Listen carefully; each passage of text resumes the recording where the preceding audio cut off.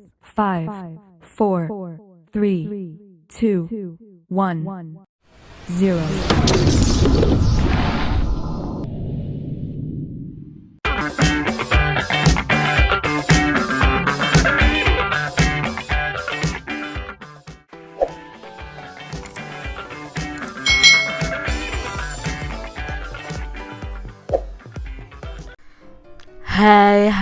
Hai, selamat datang di channel YouTube Kak Citra. Apa kabar adik-adik semuanya? Kak Citra berharap kalian dalam keadaan yang baik, sehat, dan siap untuk belajar. Hari ini kita akan belajar bersama-sama untuk mata pelajaran tematik kelas 6. Kita belajar di tema 9, menjelajah angkasa luar, subtema 3, tokoh penjelajah angkasa luar, pembelajaran yang keempat. Mari adik-adik kita belajar dengan penuh semangat ya. Adik-adik, perkembangan ilmu pengetahuan dan teknologi memberikan kesempatan untuk melakukan penjelajahan ke angkasa luar. Nah, penjelajahan ke angkasa luar itu dilakukan untuk mengetahui lebih banyak tentang kemungkinan kehidupan di luar bumi kita.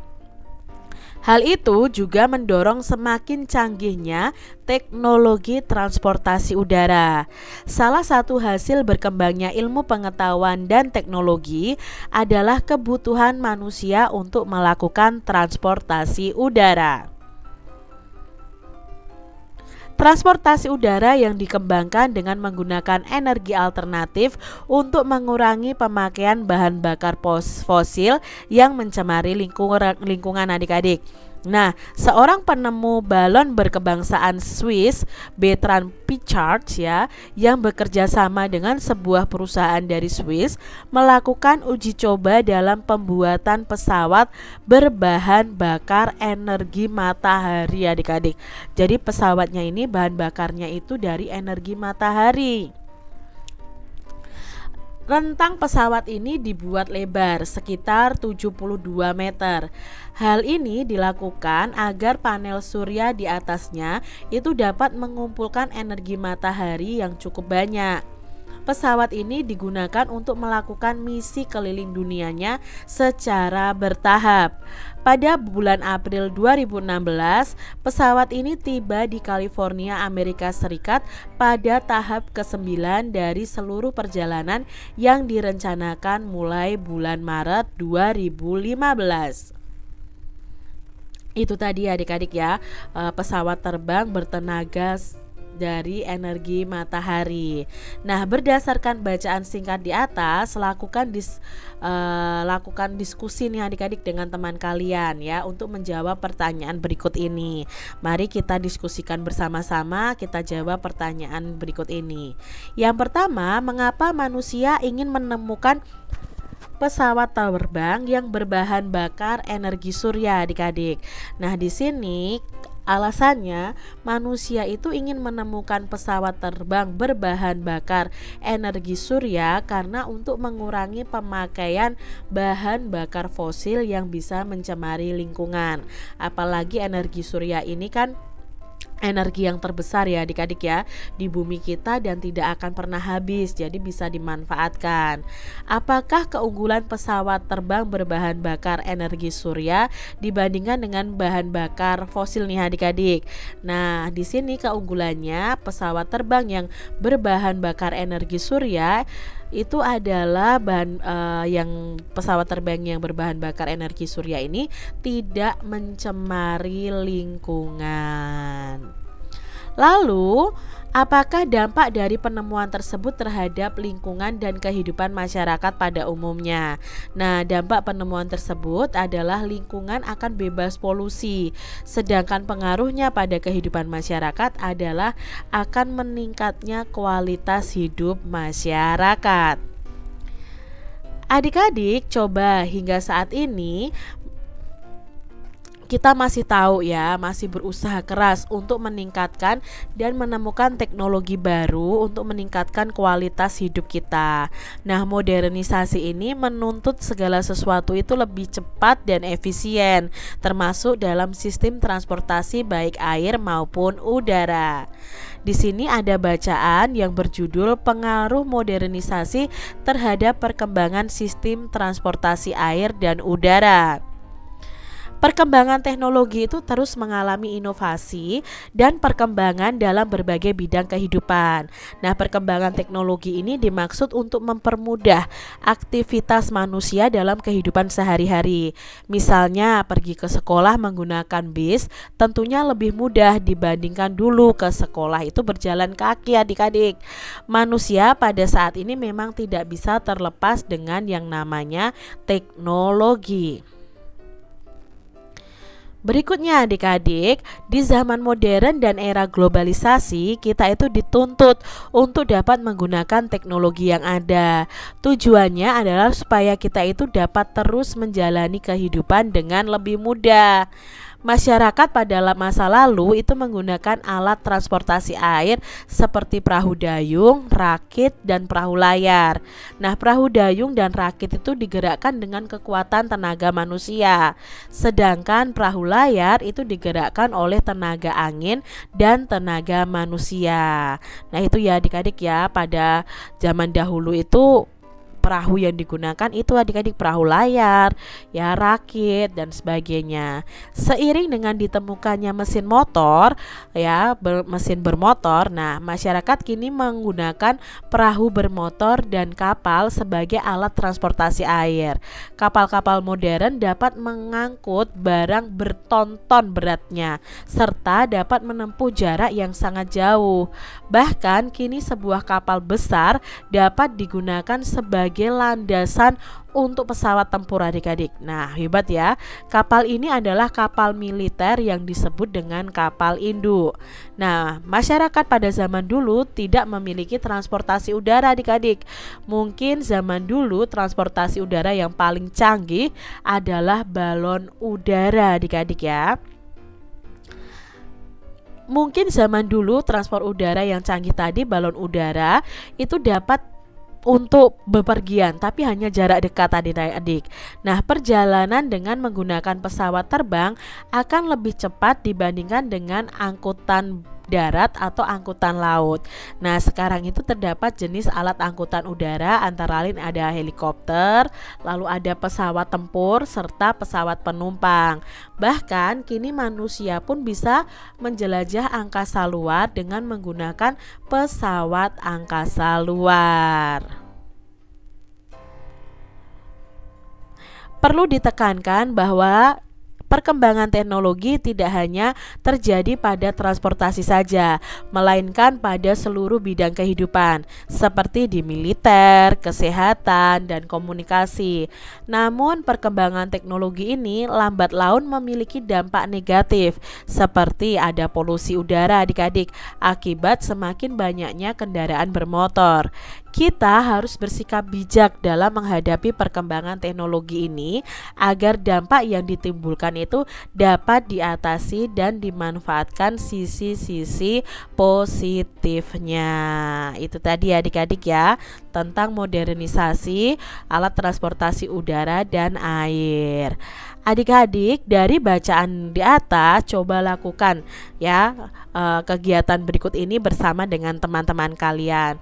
Pilihlah sistem transportasi udara dan air yang akan kalian bahas nih di kelompok kalian.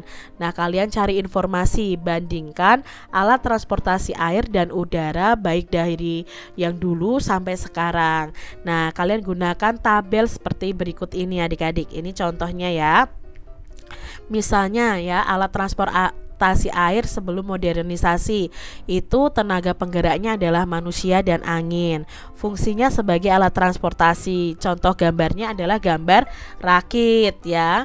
Lalu transportasi air setelah modernisasi itu tenaga penggeraknya mesin. Fungsinya sebagai alat transportasi. Contoh gambarnya adalah kapal yang sudah modern. Lalu transportasi udara sebelum modernisasi.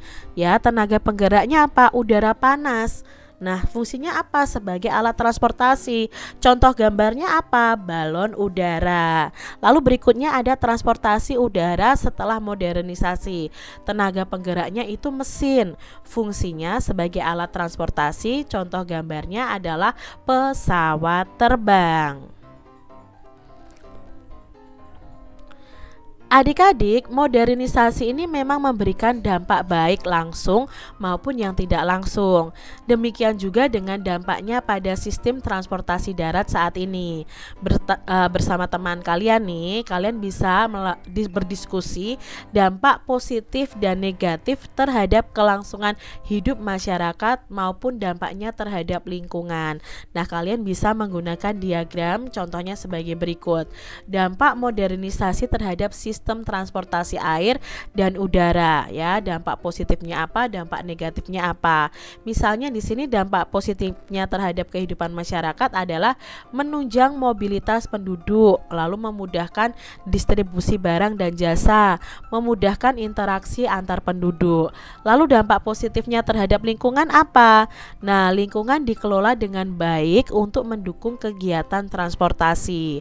Sedangkan dampak negatifnya terhadap kehidupan bermasyarakat itu semakin banyak kecelakaan, meningkatnya kriminalitas dan terjadinya kesenjangan sosial. Sedangkan dampak negatifnya terhadap lingkungan adalah terjadinya polusi udara dan suara, lalu bisa menyebabkan yang namanya pemanasan global dan menipisnya bahan bakar fosil. Itu ya dampak positif dan negatifnya. Adik-adik, presentasikan nih hasil diskusi kalian dengan percaya diri di depan teman-teman kalian, atau kalau kalian belajar di rumah bisa dengan keluarga kalian. Nah, adik-adik, kesimpulannya apa dari bacaan tadi dan dari diagram tadi? Nah, perkembangan alat transportasi telah memberikan banyak kemudahan kepada masyarakat penggunanya. Berbagai alat transportasi telah silih berganti seiring dengan perkembangan teknologi. Alat transportasi bermesin kini menjadi pilihan utama untuk digunakan. Lalu bagaimana ya dengan alat-alat transportasi tempo dulu yang pernah digunakan masyarakat? Nah, beberapa contoh alat transportasi itu sekarang tersimpan di museum, tetapi ada juga yang dijadikan benda koleksi oleh masyarakat. Berikut adalah salah satu kisahnya, adik-adik. Nah, di sini ada cerita yang berjudul Sepeda Ontel Warisan Kakek, ciptaan Yoga T. Nah, kita simak bersama-sama ya adik-adik ya. Kring kreng bunyi bel sepeda milik ayah. Di depan rumah, ayah sudah bersiap-siap untuk berangkat kerja. Seperti biasa pula, ayah akan mengajak Dindin berangkat bersama. Tempat kerja ayah terletak tepat di depan sekolah Dindin. Akan tetapi, akhir-akhir ini sikap Dindin agak berbeda adik-adik. Ia seperti malas berangkat bersama ayah. Dindin pura-pura sibuk mencari buku tulisnya. Dindin, ayo kita berangkat sekarang, panggil ayah dari depan. Aku mencari buku catatanku dulu ayah, aku lupa meletakkannya. Ayah berangkat saja dulu, Dindin jalan kaki saja, jawab Dindin dari dalam kamarnya. Begitu melihat ayahnya berangkat, Dindin ini bergegas keluar kamar dan langsung berangkat ke sekolah dengan berjalan kaki. Sebenarnya Dindin sangat senang berangkat bersama ayahnya ke sekolah. Hanya saja ada yang membuatnya gelisah. Beberapa teman sekelasnya mulai mengolok-ngolok sepeda milik ayahnya. Menurut mereka sepeda ayah sudah kuno dan ketinggalan zaman. Ayah memang pernah bercerita bahwa sepeda ayah memang sepeda yang dibuat pada zaman Belanda dulu. Sudah sangat tua. Orang-orang menyebutnya sepeda ontel. Nah, sepeda ini terbuat dari rangka besi yang kuat dan tinggi. Ayah sangat sayang dengan sepeda itu, bahkan sangat bangga. Setiap hari sepeda itu dirawat dan diperiksa dengan teliti. Ayah bahkan memberinya nama sendiri, yaitu Sri Kandi. Siang itu Dindin pulang sekolah dengan berjalan kaki menyusuri jalan yang sepi. Panasnya matahari membuat Dindin merasa kelelahan. Ia lupa membawa botol air minumnya. Dindin merasa kehausan dan tiba-tiba kepalanya pening, matanya berkunang-kunang, keringatnya bercucuran. Dindin merasa hendak pingsan adik-adik. Tiba-tiba terdengar suara bel sepeda dari belakang. kring kreng. Itu suara sepeda ayahnya. Din, ayo cepat naik. Kamu pucat sekali. Kamu pasti dehidrasi, perintah ayah. Walaupun Dindin merasa segan naik ke sepeda ayahnya, tetapi ia merasa tidak punya banyak pilihan. Dindin menurut saja. Ia pulang dibonceng oleh ayahnya. Ini sepeda peninggalan kakekmu, Din, kata ayah ketika Dindin meminta penjelasan mengapa ayah sayang sekali dengan sepeda ontel tua itu. Dindin sudah terlihat lebih segar setelah minum cukup air dan merebahkan dirinya di kursi ruang tengah. Dindin memang tak sabar ingin bertanya soal itu. Kakek juga sangat sayang dengan sepeda ini, Din. Dan waktu itu ayah memang berjanji akan merawat sepeda peninggalan ini dengan baik. Jika kakek meninggal, jelas ayah.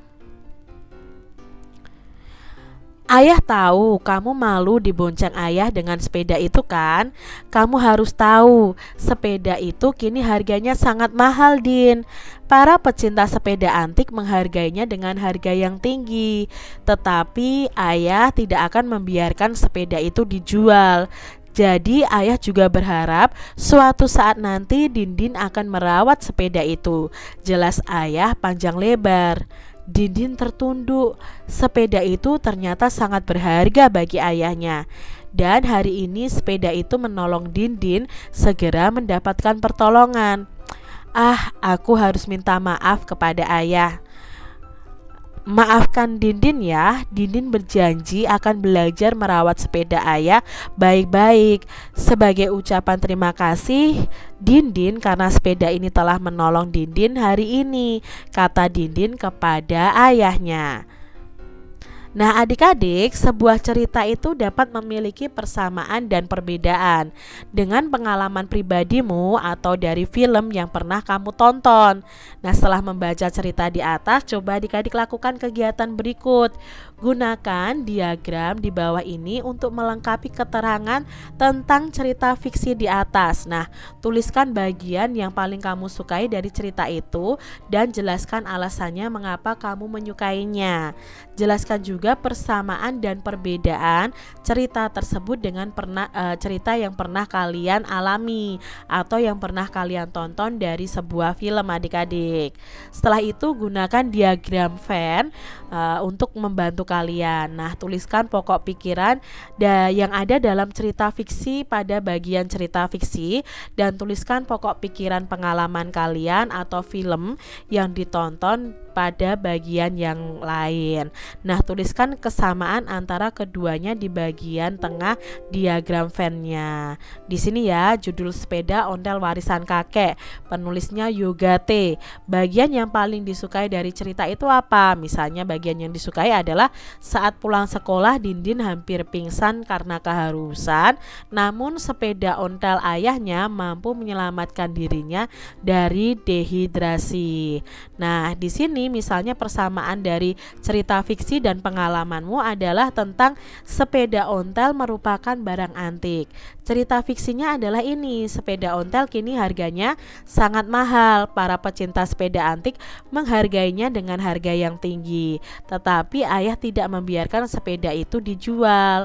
Ayah juga berharap suatu saat nanti Dindin yang akan merawat sepeda itu. Nah, pengalaman kalian apa nih? Misalnya, ayahku pernah memiliki sepeda antik peninggalan zaman Belanda. Nah, sepeda ini memang sudah tua namun masih terawat dengan baik. Karena diminati oleh kolektor sepeda, ayah menjualnya dengan harga 5 juta rupiah. Misalnya, ini adalah pengalaman kalian yang hampir sama dengan cerita fiksi tersebut. Nah, berdasarkan diagram Venn tadi, kita akan mencari persamaannya nih adik-adik. Nah, persamaannya adalah menceritakan sama-sama tentang sepeda ontel merupakan barang antik. Lalu di sini perbedaannya pada cerita fiksi, sepeda ontel yang sangat mahal dan tinggi harganya itu tidak dijual oleh ayah Dindin ya, karena merupakan peninggalan kakeknya. Sedangkan pada pengalaman pribadi, sepeda ontel itu terjual atau dijual oleh ayahnya karena harganya yang sangat tinggi. Jadi itu persamaan dan perbedaannya. Kalian bisa gambarkan ya persamaan dan perbedaannya menggunakan gambar berikut ini. Nah adik-adik, Made, pengalaman yang kamu ceritakan tadi benarkah sungguh terjadi? Mirip sekali ya dengan cerita fiksi itu. Nah di sini Made menjawab, iya. Saat aku membaca cerita itu, aku langsung teringat peristiwa yang kurang lebih sama dengan peristiwa yang terjadi beberapa tahun lalu. Hanya aku tidak malu dibonceng ayah dengan sepeda tuanya. Aku justru kagum dengan kecintaannya terhadap peninggalan kakekku. Aku jadi ingat sesuatu. Coba bayangkan bagian-bagian sepeda itu dibongkar dan dipisahkan. Apakah sepeda itu dapat berfungsi dengan baik? Tidak kan? Aku rasa sama dengan makna persatuan dan kesatuan di dalam negara kita. Jika masyarakat tidak bersatu dan tercerai-berai, negara kita akan lumpuh dan tidak bisa terwujud bangsa dan negara yang berdaulat. Benar juga ya, tak pernah terbayangkan sepeda bisa dihubungkan ke makna persatuan dan kesatuan bangsa. Hebat juga kamu, Din. Nah ini ya. Lalu Udin menjawab, ini kan karena kita sedang membahas sepeda. Ini ada artikel menarik nih tentang komunitas sepeda tua bersatu menggelar acara di Bandung. Bacalah, menarik untuk disimak. Di sini ada bacaan yang berjudul Sepeda Ontel Banjiri Kota Bandung. Nah, pada hari Minggu 8 Mei 2016, para sepeda ontel berkumpul di Bandung. Mereka berkumpul di pelataran depan gudang persediaan PT Kereta Api di Jalan Sukabumi, Bandung. Para penggemar sepeda ontel ini datang dari seluruh Nusantara. Mereka berkumpul sambil menyanyikan lagu Halo Halo Bandung menyambut kedatangan Wakil Gubernur Jawa Barat yaitu Deddy Mizwar. Sekitar 7.000 penggemar sepeda ontel dari seluruh Indonesia ikut serta dalam event yang digelar 3 tahun sekali ini. Bahkan beberapa peserta itu datang dari Belanda loh adik-adik. Tak hanya bersepeda, para peserta BLO ini pun lengkap dengan kostum yang serba unik dan menarik. Ada beberapa di antara mereka yang menggunakan kostum tentang perang ya, kostum pria dan gaun pengantin untuk wanita pada zaman dahulu. Ada pula yang mengenakan pakaian tradisional daerahnya serta kostum bernuansa horor. Saya melihat para peserta mengenakan kostum yang luar biasa. Ini adalah salah satu semangat bagaimana kita menjaga tradisi. Tradisi ini sangat penting karena dengan tradisi kita bisa mengingat sejarah. Kita bisa mendefinisikan masa lalu kita dengan tradisi. Dengan begitu kita bisa tahu kenapa kita hari ini ada di sini dan ingin menjadi apa kita di masa depan, serta ingin kemana kita di masa depan, ujar Wagub dalam sambutannya sebelum melepas pawai sepeda ontel ini. Sementara itu, istri Gubernur Jawa Barat, Neti Prasetyani Heriawan ikut serta dalam pawai sepeda ontel ini. Beliau mengharapkan BLO dapat menjadi sarana membangun kebersamaan untuk melawan kondisi yang tidak berpihak pada masyarakat. Apalagi dengan banyaknya peristiwa kekerasan yang terjadi pada kaum perempuan dan anak-anak yang terjadi belakangan ini.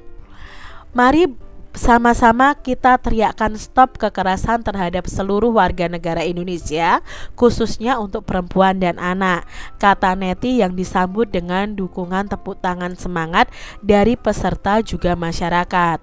Menurut Neti, setiap warga negara mempunyai hak dan kesempatan yang sama untuk menikmati manfaat pembangunan.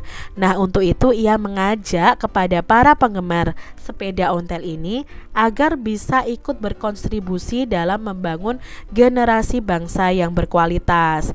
Hal ini boleh jadi kita menggoes ya. Hari ini boleh jadi kita menggoes, hari ini boleh jadi kita menggunakan sepeda ontel. Tapi ruang-ruang kehidupan yang lain, mari kita sama-sama berkontribusi untuk membangun generasi yang berkualitas, membangun generasi yang lebih beradab, untuk meniadakan sama sekali kekerasan dalam bentuk apapun terhadap perempuan dan anak di hari yang luar biasa ini terjadi di masyarakat. Pada kesempatan ini, Wakil Gubernur Deddy Miswar terus menggelorakan semangat para ontelista ya. Nah, tidak lupa beliau juga mengajak para ontelista ini untuk mendukung serta menyukseskan PON ke-19 dan Peparnas 15 pada tahun 2016 di Jawa Barat.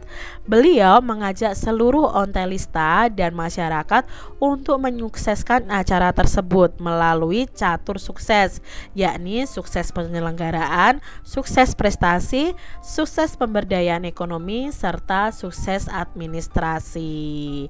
Nah, itu tadi ya adik-adik ya bacaannya. Nah, mari kita menganalisis artikel di atas dengan mencari dampak persatuan dan kesatuan terhadap masyarakat sekitar dengan menggunakan tabel berikut ini. Nah ya, ini adik-adik ya, tadi kegiatannya misalnya menyanyikan lagu Halo Halo Bandung nih. Dampaknya terhadap komunitas apa? Oh, bisa mengobarkan semangat persatuan dan kesatuan di kalangan anggota komunitas. Lalu sebagai bentuk penghormatan kepada warga Bandung sebagai tempat penyelenggaraan kegiatan. Lalu sebagai bentuk penghormatan kepada peristiwa patriotik yang terjadi di Bandung pada masa lalu. Nah, dampaknya terhadap masyarakat luas apa? Akan mengingatkan masyarakat terhadap pentingnya persatuan dan kesatuan. Lalu mengingatkan masyarakat tentang pentingnya menghormati perbedaan serta mengobarkan semangat kepahlawanan yang pernah terjadi di masa lalu.